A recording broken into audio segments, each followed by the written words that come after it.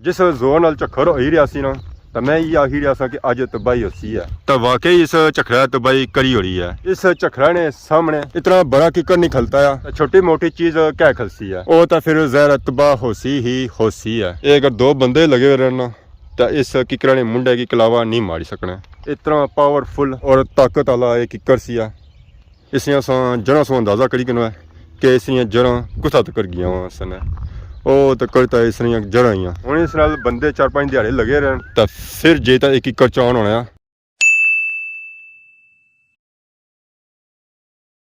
जी हमारे दोस्तों अस्सलाम वालेकुम, उम्मीद करना सारे ठीक ठाक सो, खुशबाश सो और अल्लाह ताला ने हिज़्ज़ो अमान च सो। मैं राशिद शबीर सो तक यूट्यूब चैनल और फेसबुक पेज राशिद शबीर आज सारी खिदमत ही फिर आज जी का नवी वीडियो की नीत है। अज काफ़ी दिहाड़ियों से बाद मौसम बनता हुआ बारिश वाला दोबारा।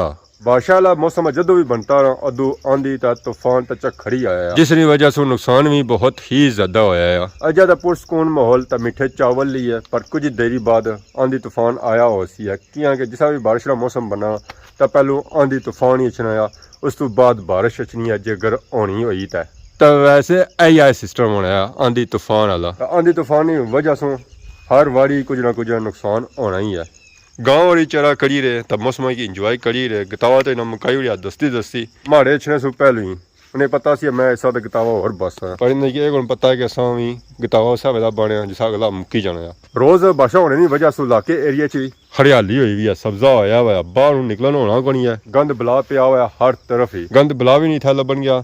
इलाका एरिया बिल्कुल साफ सुथरा हो सी है, क्योंकि घाह कटन जासन है फया हो जासी है, तो फिर ऐसा ही कुथू नजर ऐसी है। जिसा यह मौसम अच्छा होना सप कीड़े भी बहुत ही ज्यादा हो जाने। या अल्लाह खैर या अल्लाह खैर, बहुत ही तेज चक्कर चली है। अंबा ने बूटे नाल जेडे अंब है सन ऑलरेडी डी गए, जेडे उक्के दुक्के रह गए सन माड़े वाले अज वो भी जासन ही है। ये बूटियां सा सूरत हाल चेक करी ना किसे झोले खाई गए, पत्तर शत्तर इन्होंने जेडे आए ना वो रहन नहीं गया, तो जिस नाल अंब है ना तो उस नाल अंब भी रहन नहीं गया। ये रोज़ नहीं सूरत हाल है, रोज़ ही ये हाल होना है। बाकी ये ग्रह नहीं सूरत हाल है। दूर खुकर सारी उठड़ी ना तो चली गई आसमान पर चुलने नहीं देर होनी है। माल डंगर भी बूटिया ने थले आई जाना है फलियां खाने वास्ते, पत्तर खाने वास्ते। ये बकरियां आई गई बूटिया ने थले पत्तर खाने वास्ते, जंडी ने बूटिया ने थले उस चेक करने वास्ते टालियां सही काफ़ी ज्यादा नजर आई रही। उसने टाला कोई भज्या चक्करा नीचे ठट्ठा है, झक्खरियां तबाहियां जारी बूटे भज्जी रहे त्रुटी रहे, फल ढेई रहे, पत्तर ढेई रहे, टालियां भज्जी रही, टाले भज्जी रहे। ये सूरत हाल चेक करी बूटिया ने कि किसी झोले खाई रहे झक्खरिया ने अगे। बहुत ही तेज और जोर ना झक्खर हो रहा है। अल्लाह खैर अल्लाह खैर अल्लाह खैर, पर है कि मौसम सोना हो गया। चलो है कि माल डंगर और इंसान तो खुश हो सन और दुआवां दे रहे उसने कि झक्खर की वजह से और जो प्रचार पे उसकी वजह से काफ़ी ज़्यादा गर्मी की शिदत कमी आई है। आंधी तूफान की वजह से बूटियां की हालत हुई भी है खराब। जो जाना जितना गुजर आया सी ना सारा इन्होंने बूटियां पर आई गया। छापर बैग कख सारे इन्होंने बूटियां ने उपर, लोगों दी तंबियां कुर्ते वो भी इन्होंने बूटियां ने उपर कट्ठे हो गए। बूटे तो माशाल्लाह बहुत ही प्यारे सन, पर इन्होंने गुजरा इन्होंने हालत खराब करी हुई है। ये तो बूटा मल्लू गंदा सही परोया होना, इस नाल तो मैं लोगों दी डंगरां दी रस्सियां तरोड़े छापर रुमाल कालीन हर एक चीज़ कि इन्होंने बूटियां पर मिलसी है। ये बूटियां की जी हालत हुई ना वो आंधी तूफान की वजह से हुई है। अजा भी झक्खर झुली रहा, बारिश गरजी रही है, मीह लगना यह सूरत हाल रही ना तो इन्होंने बूटियां की हालत और ज़्यादा खराब होती है। ये सोचा करी नो कि इन्होंने बूटियां की हालत क्या हुई भी है आंधी तूफान की वजह से। इन्होंने हालत जी हुई ना वो बहुत ही ज़्यादा खराब हुई है। यह सूरत हाल रही ना तो मैं बूटा सही सारा भरोन जासी है। इतना भी लोग बड़े बड़े दूरों सन इन्होंने बूटियां की तकने वास्ते, कि उन्होंने इस तो खूबसूरत बूटा कुदरा भी नहीं लबन गया जो उन्होंने इस जगह मिलसी है। हवा स्टिल झुली रही है तो बारिश भी लगी हुई है। इस हवा और बारिश की वजह से नुकसान बहुत ही ज्यादा हो रहा। तो बारिश गरजी रही है तो बारिश जी होती है बहुत ही तेज होती है, पर जरा नुकसान तूफाना किता ना आंधिया किता ना वो नुकसान बारिशा भी ना किता होती है। आंधी तूफान की वजह से अज भी किकरा ना बूटा भज्या उस टाला भज्या इसी हूँ चाने वास्ते भी ट्राली मंगानी पैसी है। तो फिर ये जे तो चान होती है तो वैसे चान को नहीं होना है, कि ये सिरा तो चान होना को नहीं है। उस वास्ते जहर दो बंदे हो फिर जे तो ये चान होती है और उस तो बाद मोटरसाइकिल ट्राली रक्षा होती है तो फिर चान होती है। ਆਮਦੋ ਰਫਤ ਤੋਂ ਬਗੈਰ ਇਹ ਚੌਨ ਕੋ ਨਹੀਂ ਹੋਣਾ ਆ। ਬਹੁਤ ਹੀ ਜ਼ਿਆਦਾ ਝੱਖਰ ਹੋਇਆ ਜੀ, ਬਹੁਤ ਹੀ ਜ਼ਿਆਦਾ ਝੱਖਰ ਹੋਇਆ ਆ। ਆਂधी ਤੂਫਾਨ ਦੀ ਵਜ੍ਹਾ ਤੋਂ ਇਹਦਾ ਬੂਟਾ ਵੀ ਢਹਿ ਗਿਆ ਆ। ਇਹ ਤਾਂ ਪੂਰਾ ਮੁੰਡੂ ਨਿਕਲਦਾ ਹੈ ਨਾ, इतना ज़्यादा चक्कर होया जैसा कि बया सी है। ये चक्कर अज तबाही करसी है, तो उस तबाही करी उड़ी है।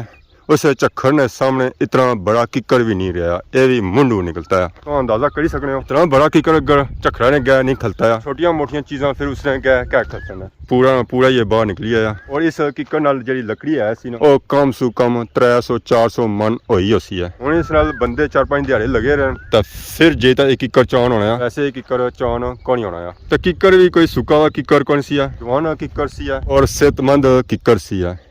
इसलिए अस जड़ा सो अंदाजा करी किन है कि इसलिए जड़ा कुत्ता तक गया सन, वो तो करता है इसलिए जड़ा ही वो जड़ा जड़ियाँ बाहर निकलती आई। बाकी जड़ियाँ इसने अंदर जड़ा हो सन उस अंदाजा ही ना करो है। जिस जोर नाल चक्कर हो ही रहा सी ना, तो मैं ये आखी रहा कि अज तबाही होसी है। तो वाकई इस चक्करा तबाही करी हो रही है। इस चक्करा ने सामने इतना बड़ा किक्कर नहीं खलता है, छोटी मोटी चीज क्या खलसी है, वो तो फिर जहर तबाह होसी ही होसी है। ये कि कितना बड़ा किक्कर सी है, वो नहीं खलता है, तो छोटी मोटी चीज क्या खलसी है। इस चक्करा इतने बड़े किक्करा की मुंडू कड़ी तो पड़े मारिया, तो छोटी मोटी चीज सोचो ही ना कि नेरा खलसी है। अगर इस किक्करा मुंड चक करो, अगर 2 बंदे लगे रहना तो इस किक्करा ने मुंडे की कलावा नहीं मारी सकना। इतना पावरफुल और ताकत वाला एक किक्कर सी है, जरा इस चक्करा के सामने नहीं खलता। तो इस किक्करा नाल छंग भी चेक करी कि कितना ज़्यादा छंग सी है। कम से कम 2-3 ट्रालियां सिर्फ छंग है नहीं आई। बाकी अगर लकड़ चेक करो है, वो तो 5-6 ट्रालियां पक्कियां ही। अगर सही कट्टो तो अगर लम्मियां कट्टो तो फिर भी 3 पक्कियां ही। और ज़रा साथ चौन होनियां गणियां, वो भी ज़रा सही कटाई करनी पैसन, फिर जे तई किक्कर चौन होसी है। इस आंधी तूफान की वजह से एक किक्कर पूरा मुंडू बाहर निकलता है जी। सह भी बाहर नहीं निकलता है, अपरू भी नहीं भजाया, बल्कि ये मुंडू बाहर निकलता है। ये चेक करी नो, ये किक्कर पूरा बाहर निकली है। ज़राक भी ज़मीना ने अंदर नहीं रहा और पूरा मलिया मेर टी गया। ये तो चक्करा ने अगे कख भी नहीं साबित होया है। ये संगी पता ही है, अगर इतना बड़ा बूटा हुआ है उसकी जमीन नाल जी पक्कर होनी ना, वो बहुत ही मजबूत होनी है। अगर छोटा बूटा हुआ है उसकी जी पक्कर होनी ना, वो ज़्यादा थोड़ी होनी है। अगर इतना बड़ा बूटा हुआ है उसकी ज़्यादा जी पक्कर होनी ना, वो बहुत ही ज़्यादा होनी है। पर जिस चक्कर चलिया ना, ये बूटा उसने अगे कख भी साबित नहीं होया, उस ज़रा मुकाबला नहीं कर सकिया। ज़रा चक्कर जड़ाया सी ना जी, वो बहुत ही पावरफुल सी है। इस बूटे की ताकत उस चक्करा गया कुछ भी नहीं सी है। ज़रा इतना ही मुंडू बाहर निकलता है, नींद है ये ज़मीना ने अंदर ही टिका रहा है। इस बूटे की वजह से बहुत ही ज़्यादा नुकसान होया है। और नुकसान ये होया है कि पूरे खानदान वाले लोग, गाँव वाले लोग इस किक्करा की छामा अच्छी तरह बहने सन है। और लाके एरिया ने माल डंगर भी इस किक्करा ने बूटे ने नीचे ही अच्छी तरह बहने सन, जिसका अंदाजा अदा हूँ गोबर सू लाई सकने हो कि माल डंगर इतना अच्छा सी है और इसने नीचे बहना सी है। ज़रा इर्द गिर्द असाई और कोई बूटा नज़र को नहीं छना जिसने नीचे जेता अवाम बेसी है या माल डंगर बेसी है। ये जरा नुकसान आया ना, इस नुकसान ना कोई अजाला नहीं किया जा सकना। अगर इसने जो नवे बूटे अस लाव भी तो उन्होंने तैयार होने में काफ़ी अरसा टाइम लई जासी है, और फिर भी बूटा इया जा नहीं बनन गया जिसा ये बूटा सी है। इसने छामा पूरा इलाका अच्छी तरह बहना सी है। तो हुण जरा नवा जो बूटा होसी है उसी कहता केड़ी बीमारी लगी होसी है, और इस तरह सेहतमंद होसी भी या ना होसी है। इस तरह नाल चलो एक बंदा मसवाक भी बनाई करना सी है, फलियां भी खाना सी है, भी खाना सी है, और हुण बूटा जरा पता नहीं क्या जा होसी है। और इस चेक करी करो कि इसकी छंग कितनी ज़्यादा है। फ्रंट साइड की छंग इसकी नज़र को नहीं आई रही सी है।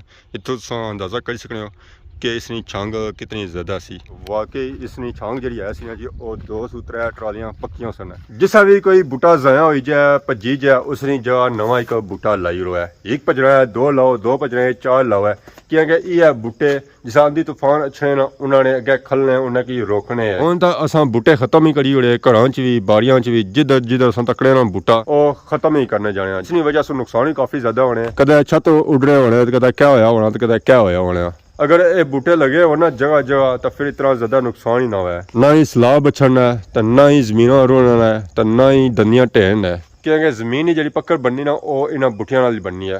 ये बूटे से लग रहे हैं जरा जमीन अंदर जानी है वो उन्हें पकड़ी रखने जकड़ी रखने फिर जमीना त्रुटियां नहीं भजनियां नहीं एक तो आंधी तूफान नहीं छे और उस तो बाद सलाब नहीं छे और हवा भी ताज़ी ताज़ी मीठी मीठी फ्रेश मिलनी है। बाकी अज तुम वीडियो तक अज कि इंजॉय की अगर अज नहीं वीडियो दौरान किसा किस्म ने गलती बताई गया तो माफ़ करे तो बहुत जल्द सारी खिदमत नवी वीडियो हाज़िर होया। तब तक दसो इजाज़त फी मान अल्लाह।